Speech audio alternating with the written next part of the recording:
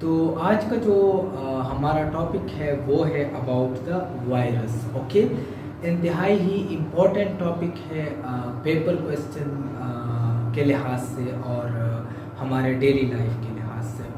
तो मैंने जो है इस टॉपिक को वायरस को जिसके साथ यूनिक पार्टिकल अक्सर आता है, इसको मैंने जो है 6 हेडिंग्स में डिवाइड किया हुआ है, ठीक है, ताकि आप लोग जो है पेपर में भी इसको अच्छे तरीके से लिख सके।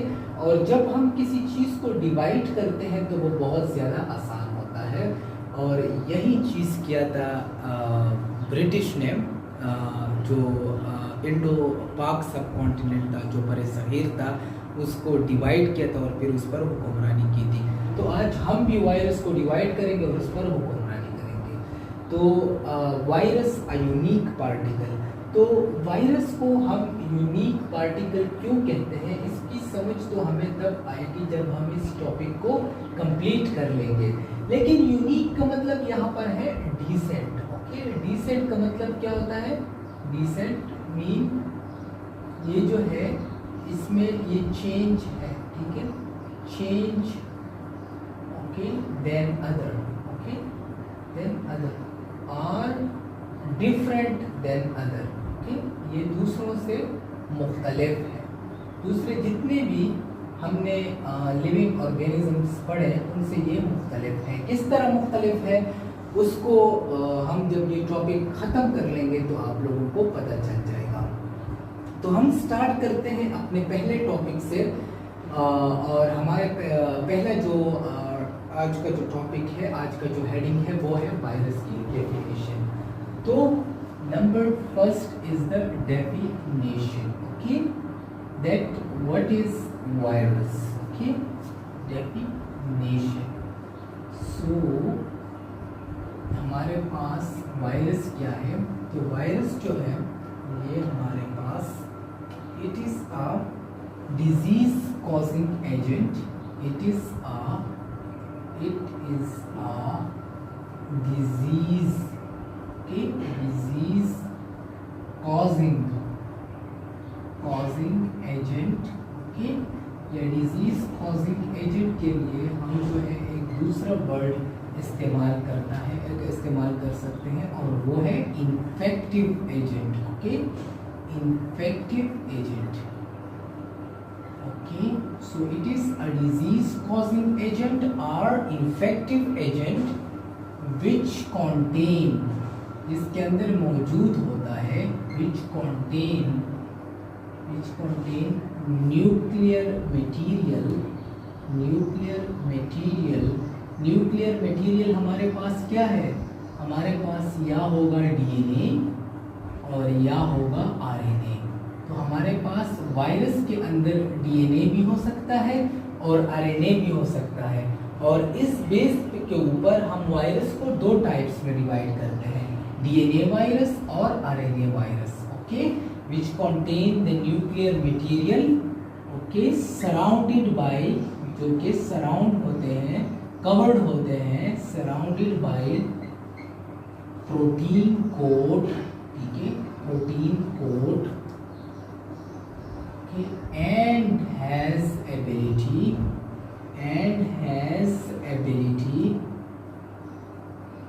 to divide in living cell। अब यहाँ पर एक important point आ गया कि it can only divide in the living cell, और यही मैं आपको बताने वाला था कि यहाँ पर ये किस तरह यूनिक पार्टिकल है। तो चलो हम डेफिनेशन में जो ऐसे पॉइंट्स हैं, जो समझाने वाले पॉइंट्स हैं, वो मैं आप लोगों को बता देता हूँ। डिजीज कॉजिंग एजेंट जो है, जो बीमारियाँ पैदा करता है। अब कौन कौन से बीमारियाँ ऐसे हैं जो वायरस से पैदा होते हैं? सो हमारे पास एक बीमारी है एड्स, जो आपने बहुत ज़्यादा सुना होगा, एड्स, ठीक है।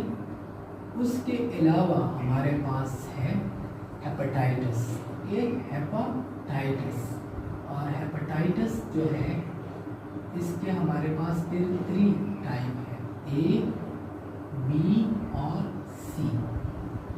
ये हमारे पास जो है इस तरह डिजीज कॉज करता है।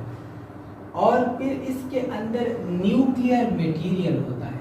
न्यूक्लियर मटेरियल जो है जिसको हम न्यूक्लिक एसिड भी कहते हैं, ये या डीएनए होगा और या आरएनए होगा, ठीक है। अब जो एड्स जो है ये कॉज होता है एचआईवी की वजह से, और एचआईवी जो है वो आरएनए है।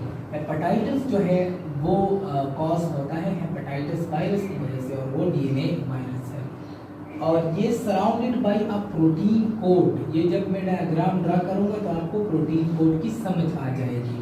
And has ability to divide in living cell, okay, ability to divide in living cell. तो मतलब ये है कि ये हमारे पास हम एक एनिमल सेल लेते हैं, ठीक है। ये एनिमल सेल के अंदर न्यूक्लियस है, ये साइटोप्लाज्म है, ओके। अब यहाँ पर हम लेते हैं एक virus, okay. Here we take a virus, okay. अब ये हमारे पास ये वायरस जो है ये अभी इन्वायरमेंट में है, सेल के अंदर नहीं है, या ये अगर मैं बना लूँ ह्यूमन बॉडी, तो ह्यूमन बॉडी के अंदर नहीं है। तो वायरस कांट डिवाइड और रिप्रोड्यूस आउटसाइड लिविंग बॉडी। ये लिविंग बॉडी के बाहर जो है अपना रिप्रोडक्शन नहीं कर सकता। लेकिन जैसे ही ये वायरस इस बॉडी के अंदर, फॉर एग्जांपल ह्यूमन बॉडी के अंदर दाखिल होगा और इस सेल के अंदर दाखिल होगा, तो यहाँ पर ये अपना रिप्रोडक्शन कर सकता है, रिप्रोडक्शन कर सकता है। सो ये यूनिक पार्टिकल इसलिए है because it can only divide or reproduce in the living cell. Outside the living cell, it can't reproduce, it can't divide. इसलिए हम इसको यूनिक पार्टिकल कहते हैं कि ये सिर्फ लिविंग बॉडी के अंदर, लिविंग सेल्स के अंदर डिवाइड कर सकता है, अपने जो है बच्चे पैदा कर सकता है, अपनी नस्ल बढ़ा सकता है। लेकिन अगर ये लिविंग बॉडी से बाहर हो तो ये जो है ये अपनी नस्ल नहीं बढ़ा सकता, ये रिप्रोडक्शन नहीं कर सकता। सो ये हमारा हो गया डेफिनेशन, ओके। सो हमारा फर्स्ट हेडिंग हमने कर लिया जो है डेफिनेशन का। अब हम आते हैं अपने दूसरे हेडिंग की तरफ, और दूसरा हेडिंग है हमारा स्ट्रक्चर, कि वायरस का स्ट्रक्चर किस तरह होता है।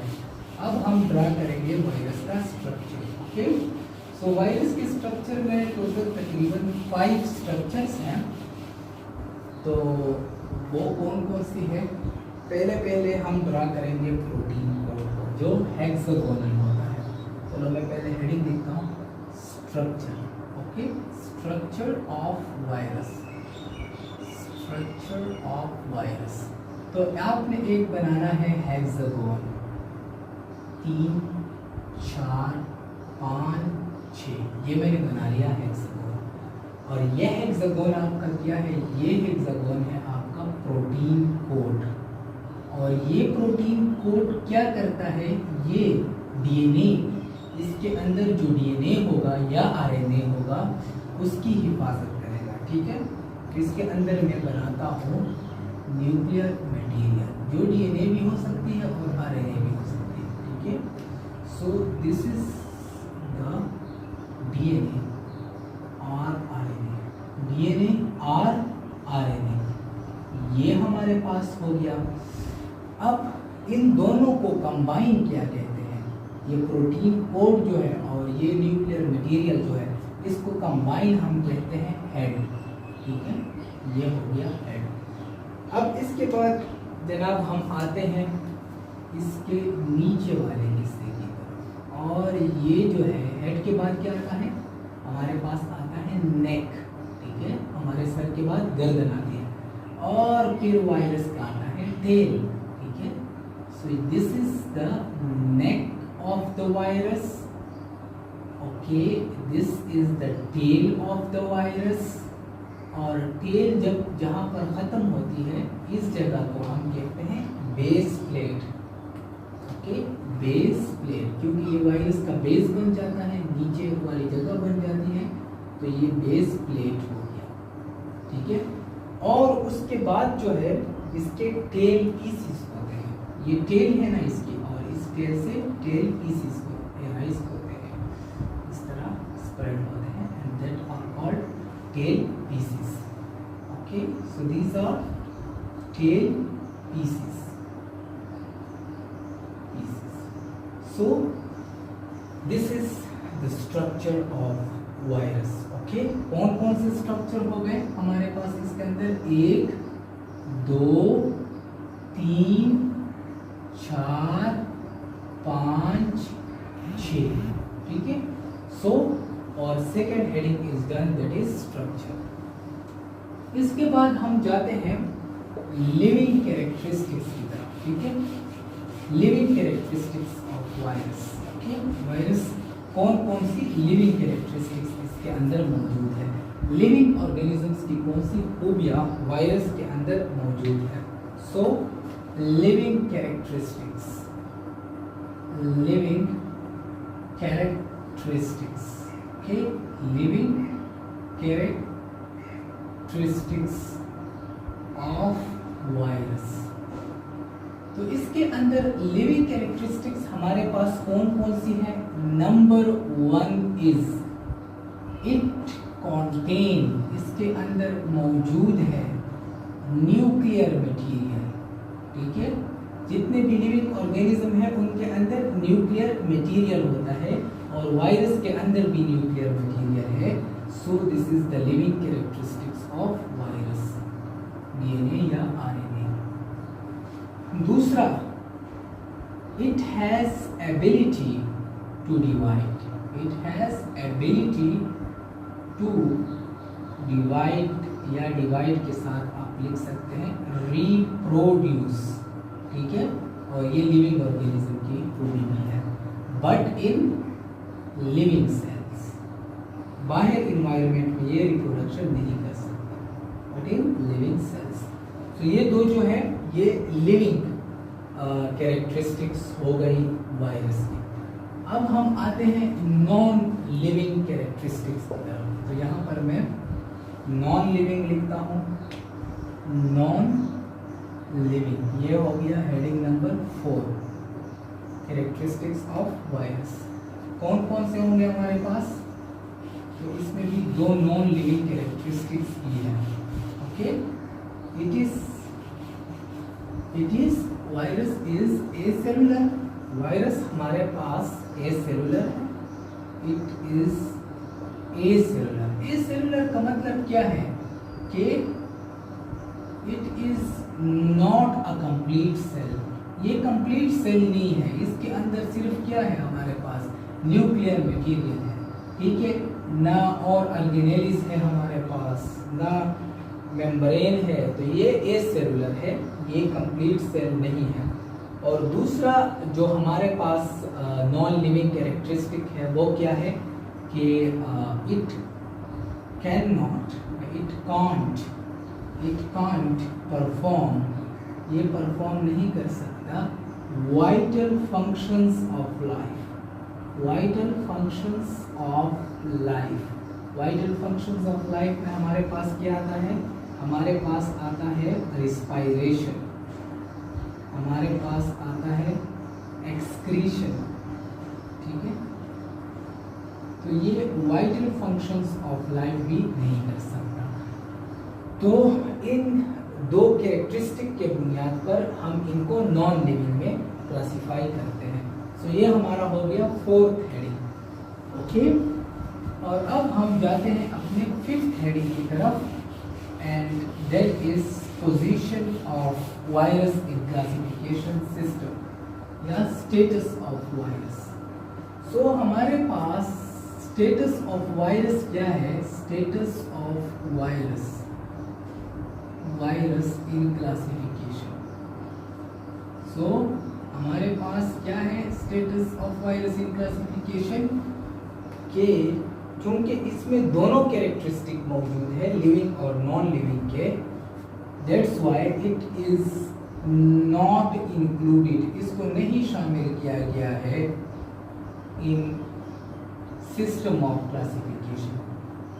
हमने 2 किंगडम सिस्टम पढ़ा, हमने 5 किंगडम सिस्टम पढ़ा, जो बेस्ट सिस्टम ऑफ क्लासिफिकेशन है रॉबर्ट वाइटहागर का, लेकिन उसमें ये शामिल नहीं है। It is not included in system of classification because of the both living and non living characteristic. और चूंकि ये हमारे पास सिस्टम ऑफ क्लासिफिकेशन में शामिल नहीं है, इसलिए ये यूनिक है। जाते हैं अपने लास्ट हेडिंग की तरफ, और वो है हमारे पास examples. Okay, examples of virus. तो वायरस की एग्जाम्पल देते हुए हम क्या करते हैं कि वायरस को 2 टाइप्स में डिवाइड करते हैं। ओके, एग्जाम्पल्स हम क्या करते हैं, वायरस को 2 टाइप्स में डिवाइड करते हैं, डीएनए वायरस और आरएनए वायरस। यानी डीएनए वायरस क्या है, इसके अंदर न्यूक्लियर मटेरियल जो होगा वो डीएनए की फॉर्म में होगा, और आरएनए वायरस इसमें न्यूक्लियर मटेरियल आरएनए की फॉर्म में होगा। तो डीएनए वायरस में हमारे पास आता है herpes virus. Okay, herpes virus, herpes virus, okay, virus जिसको हम HSV भी कहते हैं। इसमें हमारे पास आएगा, ठीक है, हार्पीस वायरस हो गया, पॉक्स वायरस हो गया, ठीक है, हार्पीस वायरस, सॉरी, हमारे पास आ जाएगा पॉक्स वायरस, और साथ में हमारे पास जो है आरएनए वायरस, उसमें हमारे पास आ जाएगा HIV वायरस, ठीक है, जो एड्स कॉज करता है, और हेपेटाइटिस ए वायरस, और hepatitis C virus, hepatitis C virus. तो आरएनए वायरस में हमारे पास हार्पीस वायरस आ गया, पॉक्स वायरस आ गया, और एडिनो वायरस आ गया, एडिनो वायरस आ गया। जबकि हमारे पास आरएनए वायरस में HIV वायरस आ गया, हेपेटाइटिस ए वायरस आ गया, और हेपेटाइटिस सी वायरस आ गया। होप के आप लोगों ने अंडरस्टैंड किया होगा, और अगर कोई भी आपको इसमें प्रॉब्लम हो then you can ask me. Thank you very much.